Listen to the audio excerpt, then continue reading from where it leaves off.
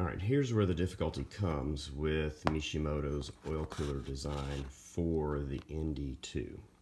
Alright, let me bring all this stuff in here.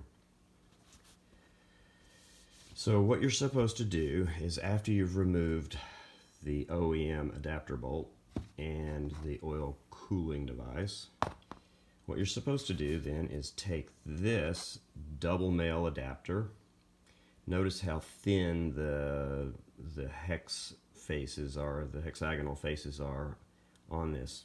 That makes it very difficult to get a socket on there and actually give it a good torque on there. Anyway, so what you're supposed to do is you're supposed to thread this device in, the short male end in first.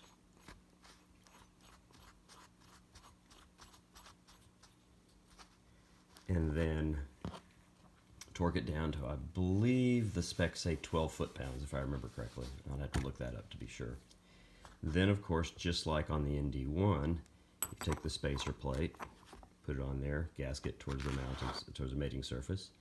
Then you take the thermostatic plate and you put those on there. Okay? And I'm going to turn the camera off here for a moment so I can get these things together and show you what the problem is.